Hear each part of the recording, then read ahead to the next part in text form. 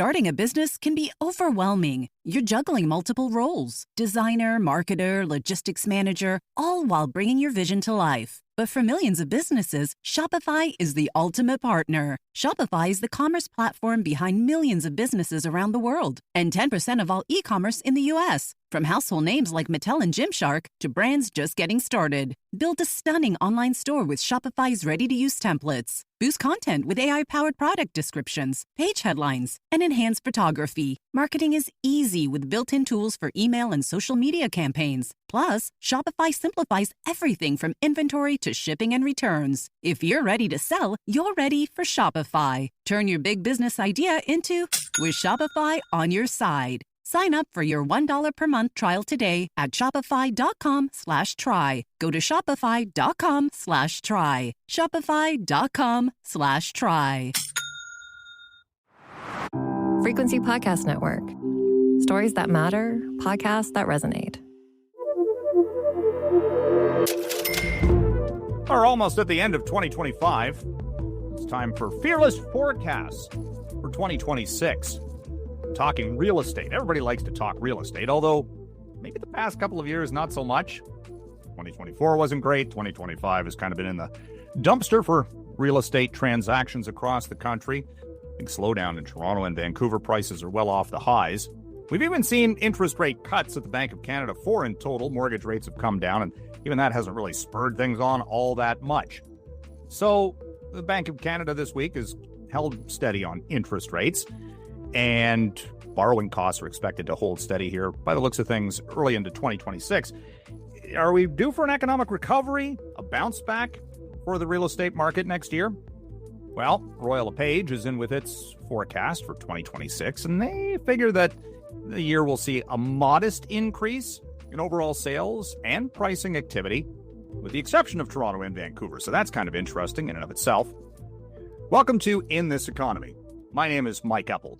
Joining me on the line is Shawn Zigelstein, broker and team leader at Team Zold, Royal Lepage, your community realty. Hello there, Shawn. How are you doing today? I'm doing fantastic. Mike, how about yourself? All right. Thank you. Although, I mean, you're right in the middle of it. This year has not been the greatest, let's face it. Now, when we talk real estate, Shawn, the thing that gets me is the fact that, you look at the overall numbers. You really have to drill down to certain pockets of the cities, what's selling, what's not. Are people moving? Are they just waiting around and sitting on their hands a little bit? What have you seen for the most part this year in your area, and what you're hearing from others? No, and I think that's really a good point to look at, because a lot of people, they are looking at the entirety of the market, and the press releases are all, market is changing, market is down, market is not what it was. That is correct across the board, no matter what. We're not going to sugarcoat it. We're not going to say that it's fantastic in any specific market specifically. But that being said, people that want to buy and sell houses are still able to do so in this market. So whether it's someone who is looking to sell their family home, move into something that's a little bit bigger, maybe they want to upsize. Are there opportunities for them? Of course there are. What if they want to downsize? Are there opportunities for that? Yes, most definitely. I think what we've seen are opportunities for buyers arising now that they were not able to have for the last 3, 4, 5 years. So now we're seeing those buyers coming out that can jump into the market. Lower interest rates are helping them do so with the lower cost of course, the houses and condos that they're looking to purchase. Yeah. Would I be wrong, though, in saying that there are a lot of people who are just kind of in stasis right now? And as much as, they don't know what the economy is doing, you hear the headlines, all that kind of stuff. And regardless of where mortgage rates are, a lot of people are just kind of stuck. And with that, they're not selling. And there isn't, their inventories come on the market, but a lot of, and again, I'm coming from this from an anecdotal standpoint. You can correct me if I'm wrong, but you look at it, the market always expands to the fringes, and then when it contracts, it also comes out, outside in, so to speak. And that a lot of the things on the up for sale right now are going to maybe have a tough time selling, and maybe it's not what people are looking for. They are. The product is taking longer to sell. Buyers are definitely, sitting on their hands right now. They're on the bench. They're waiting to get called in. And I think the smart buyers, the first-time home buyers that are finally able to afford product are jumping into the marketplace still. We've had a number of first-time home buyers that have bought this year, and then a number that have lined themselves up to buy in early 2026. There's definitely inventory that's sitting out there in the marketplace, and it's taking significantly longer to sell, And I think what we saw last number of years is almost like a false market. When you got sales numbers up in the 120,000 range, just from a increase in market conditions, very, very low interest rates that we had, it was almost like a competition to get into everything, that everybody wanted to outbid everybody else. And it was like, well, I paid this much to get this property. Now the buyers are being a little bit more cautious, and they're like, well, I'm not going to overpay. I'm going to take my time. I'm going to wait. And if a property is out there that I like, well, you know what? I'm going to wait and see what happens with it and see if it sells, or see if it sits there for some time, and then I can have a little bit more negotiating power. Yeah. Although I'll say, like, my wife and I have looked around a little bit, and there's nothing that really has caught our attention per se. And then you've got, at the same time, if the condo market has dragged everything down. Again, when you look at the overall numbers, that has certainly been an issue. And a lot of those properties, you look at the shoebox condo, and those aren't selling right now. And as we still need some price adjustments. We definitely do. There is a lot of inventory with the small ones, right? You get the studio apartments, you get the small 1-bedrooms. They're not moving. When you look at the 2-bedrooms, or even larger units, those are actually selling and doing pretty well on the market, and selling relatively quickly when it comes to all the other product that's sitting there. We've noticed a domino effect, and I've been, stating this for the last year or so, that we need that domino effect to really start, because if the small condos start selling and those move ups go to the bigger condos, and then those people will start going into the townhouses and semis and small detached homes, well, then that creates that entire domino effect, and then potentially better product. Like you said, your wife and you are looking out there here and there, not necessarily aggressively, but you're not seeing anything that's catching your eye, because the good inventory that's coming out is either extremely overpriced because they think we're back in 2022, or it just hasn't hit the market yet. Well, let's face it, kind of the Saturday morning MLS search with a cup of coffee. That's still a thing, regardless of what the prices are up or down. Well, it definitely is, and something will eventually catch your eye, and then you'll be like, well, let's go take a look at it. And it takes everybody a little bit of time, and everybody is taking their time. They're being extremely cautious and extremely patient in this market. Well, you were talking really about what it was running on momentum there for a while, wasn't it? Like, because it was things going up in price attracts people more than when things are on sale. It's that reverse psychology. It's like the stock market to some extent. Well, it's almost like the fear of missing out, right? A lot of people have FOMO out there, and I think that's what it was in the real estate market at the same time, was just having a significant case of FOMO, that they would just go running to see properties. And we would put properties on the market during the peak, and you would have 10, 15, 20 showings booked in the first 24 hours of a showing, which was unheard of, but it almost felt like people wanted that chase. Now they're feeling it, of course, because the prices have come back down on those properties that they purchased a number of years ago. And of course, they're feeling it in their pocketbooks when it comes to the selling side of things. Isn't it interesting how we've gone from, we need all this housing, there's a housing shortage, and yet anything that gets built is sitting, and the developers are basically saying, well, if I can't sell it, I'm not going to build it, and development costs still have to come down. And now it's the complete flip of that narrative.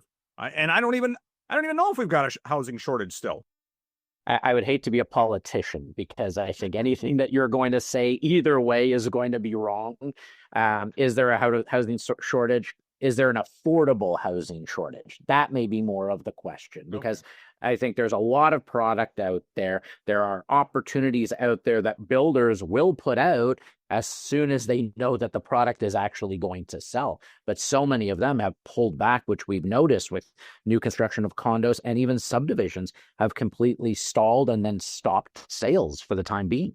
Another thing I would suggest is that the narrative you hear, and maybe this is true of all social media, you go on X and you would think that the market is crashing because there's this, I don't know why it is, but there's this effort to talk things down and see, they're losing all sorts of money. But again, I'm seeing, again, depending on what it is, certain properties are still selling for over asking. Is this an indication that A, stay off social media, but B, you need a good broker to help you out, to figure all this out, to say, look, it's not horrible, it's not great, it is what it is, and explain, really what's going on in the market right now? 100%. I say that everybody, we get calls all the time from just random people that have a question about a property, and all they ever say is, oh, well, we just want to deal with the listing agent and that's it. And I said, guys, it's great to want to deal with the listing agent. However, treat your realtor as if it was a lawyer or a financial planner or an accountant of yours, and make sure that that's one of the professionals in your little circle that you can count on and trust to give you the right advice at the right time to really explain things to you. Because yes, we are seeing some multiple offers out there, but traditionally what we're seeing is people are undervaluing those homes significantly in order to drum up that interest. And we're also seeing it a lot of the time after that house has been listed for several months at a much higher price, and then comes down to try to get those multiple offers. So, there's different ways to get it done. And it's really a matter of how much they really need to do in order to get the sale to happen. And it really depends on each person's individual situation. But I always say to people, if you're not going to work with the listing agent who you're going to call, and very, very few people end up doing that, find yourself a realtor that you trust, that can give you professional advice and be in that stable of professionals for you. But don't you need a separate broker when you're buying something? Haven't they changed the rules? Just refresh my memory on that. They have changed the rules a little bit with representation and how exactly it works. There are still ways to deal with the listing agent, but you're not being represented the same way that you were at another point. So a lot of people will then go to lawyers and try to get advice from lawyers who, of course, don't know the local real estate markets. They may be able to write a contract, but they don't know the difference between extras in one house and extras in another, or what something might back onto and what the valuation might be of that home compared to another home. All they can do is give you the legal advice when it comes down to actually writing the offer.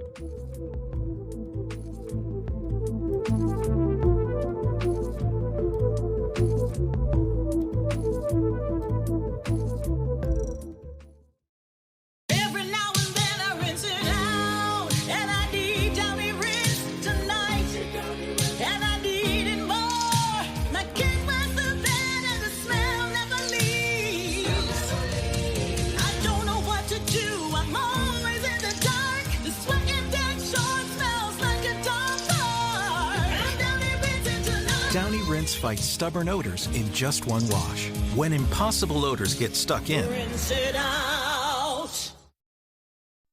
I mentioned off the top that the Bank of Canada held steady on interest rates, and mortgage rates have come down, but I mean, they're nowhere near as low as they were in 2020 and 2021, of course, at the peak. It's been kind of interesting that, we have seen interest rate relief such that it is, but even that hasn't been a big catalyst. Is that still more or less a psychological adjustment that buyers have to still make? Because, you're looking at 4.5%. Well, it's not the 2% I was paying earlier. Heck with it. I'm not buying anything. So like I say, is it a mindset? Because historically speaking, 4.5, even almost 5 is more the norm. Well, it's still a great rate. Like if you really look at it, but we almost had free money at a certain point. So when the Bank of Canada is handing out mortgages less than 1% on a variable rate mortgage, it's free money for you. The Bank of Canada has now dropped 9 times since the peak. We have not seen a change in the real estate market. We've actually seen it drop since all of these interest rate changes have happened. So the question becomes, are we waiting? Is it the chicken before the egg or the egg before the chicken? Who knows why people are waiting? Is it the fact of uncertainty around the market when it comes to tariffs? Is it their job security? People are now potentially being called back to work 5 days a week when they purchased a property in the suburbs and now are going to have to look at a commute of an hour and a half to 2 hours every day. There's so many outlying factors that we're trying to dissect to break it down and say, okay, what is the main reason why people aren't jumping at the market when we've seen these 9 drops? And there's really no indication of one singular reason why. I think it's a group of everything there. One thing I would argue, though, that is if you're because prices did go up as much as they are, the size of the mortgage that people have to take for the most part is larger. So when you compare like 4.5% on a 5-year on $100,000 or 4.5% on a $500,000 mortgage or what have you, the monthlies are a heck of a lot more. So, is it still tough to compare interest rates, I guess, when again, a lot of times it comes down to the monthly payment. It does come down to the monthly payment. Yeah, if they can afford it, they can afford it. If they can't, they can't. And that's with any type of home ownership at any time. But I think the majority of Canadians want to be homeowners. I know Royal Lepage has done studies in the past, and even millennials and everybody was like, "Oh, millennials are never going to want to buy a house." I think the number was something like 65 or 70% of millennials that were questioned said that they want to become homeowners, and it kind of changes the philosophy of what are they looking to buy and how soon are they looking to buy. But the average Canadian first-time home buyer is in the late 30s now. So they're in their late 30s before they're buying their first home. So it's taken people a long time to save up the down payment and then qualify for the mortgage they're going to need, and of course want to spend that amount in a mortgage as well on a monthly basis. Yeah. Well, again, the entry level house. I mean, yeah, you have to save up more nowadays. It's different than certainly the way it used to be. I did want to drill down a little bit more on the 2026 outlook, because the Royal Lepage, that again, the headlines that prices and sales will kind of stabilize over next year. And again, who knows what's going to happen 12 months from now, let alone tomorrow. But anyway. But again, that's a nationwide thing. But the one thing that stood out was the fact that, prices in Toronto and Vancouver are still expected to be a little bit under pressure. But then I look at that and I go, okay, what are we talking about in Toronto? Are we talking about the GTHA? Are we talking about the 416? What are you saying? No, they're talking. Yeah, they're talking the GTHA. They're not just talking in the full big area. It is a big area, and I think that when they break down the numbers and we try to compare apples to apples, because that's really the only way you're going to get legitimate numbers. When I'm looking at comparables, even for clients, and we can see the same house, because you get a lot of cookie cutter subdivisions, let's use as an example, when you've got the identical house selling 1 year and then sell a year later or 2 years later, and you can see those actual changes taking place, I think that then justifies the thought process that, okay, we're not going to have the same increase projections that we've had in years past. Let's get a little bit more realistic here, see what's happening in the marketplace, and make that judgment call that affordability in those 2 major centers is still going to be a little bit difficult for people to get into. And, people are going outside of those core areas in order to purchase properties if they can do so with their jobs as well. They can move out of province. They can work from home completely. And we're seeing those other cities do really well throughout even this past year. We're into already the depths of winter, and we're not even into winter yet. But at this time of year, I'm thinking that next spring, And when you talk about the springtime real estate market, I have a feeling that there's there's going to be a lot of pent up demand because it has been so slow for the past little while here. Is the Christmas season and over the holidays in the early part of the year, is that kind of maybe a better time to start looking, just to maybe get ahead of the competition, as it were? Yeah, it's not a bad time to start looking at all, because typically what we'll see is the people that want to be on the market are the people that are serious about selling. So those buyers that are going to go out during this time of year, hopefully they're going to be serious buyers and not just tire kickers, right? When you get into the spring market, and hopefully we have a spring market this year, because 2025 spring market was a little bit of a whimper. It was nothing really substantial when we Trump was doing a few things. He was scaring, I think, everybody out there. So are we expecting a huge jump come the spring market? It would be fantastic. Typically, I remember I've been in this business 22 years, and I remember when I started, and the markets would be very cyclical. You would get a very slow winter market, a very, very busy spring market. Summer would slow down a little, and then the fall market would kick off again. And I think we're looking at hopefully getting back to something like that you get that cyclical type of market where winter season, you're still selling property, sometimes for very good values, because the more serious people are on the market and looking to buy in the marketplace. So, there's opportunities out there no matter what and any time of year. But I think right now is a great time for people to buy real estate. One thing I've noticed this year too, though, is the sold conditional, which certainly wasn't a thing just a couple, 3 years ago.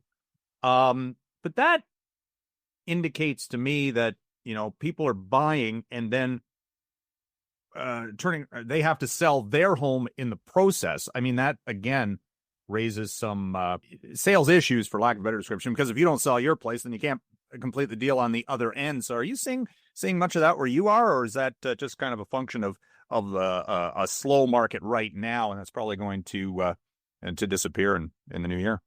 I think it just depends on the property. If you've got a house that's been sitting around for a long time on the market, you get a strong offer that you don't believe you'll match on another type of offer, and the seller's property, the buyer's property is then a sellable property. Would you consider taking that? Yeah, you are seeing it a little bit. I wouldn't say it's happening often. I would say that your conditional period right now is typically your 5 banking days for home inspection and financing, which again, a number of years ago, people were going out without home inspection clauses, right, without financing conditions. They were just going in with a firm offer. Here's my check. I've seen the house for 15 minutes and I'm ready to buy. So we are seeing conditions of the home inspection and financing coming back into play. We are not seeing too many of the sale of the buyer's property coming to the market again, unless it's been sitting out there for quite some time and they think that's the best deal that they can get.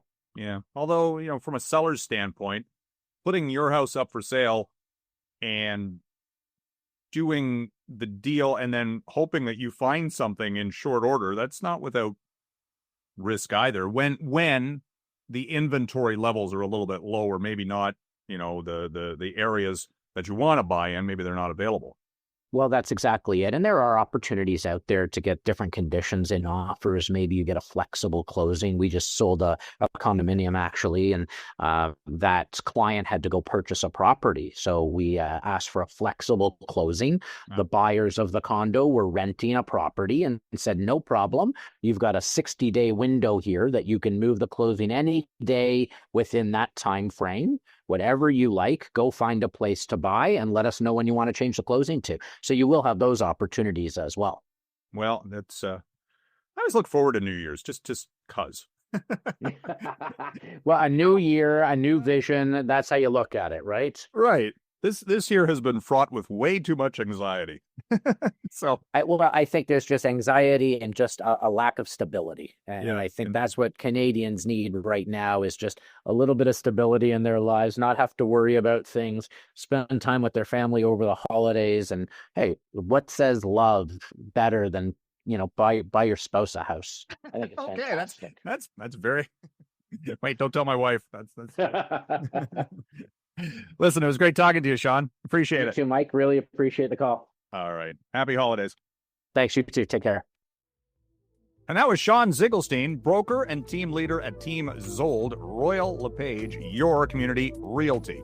You are listening to In This Economy. My name is Mike Eppel. I appreciate your feedback on this or any of our other episodes. If you've got some story ideas, please send them to me. And my email address is mike.eppel@rci.rogers.com. On social, I'm at Eppman, that's EPPMAN. Love to hear from you. Again, thanks for listening. Gain Super Flings are here to take your laundry to the next level. Talking about Gain Super Flings.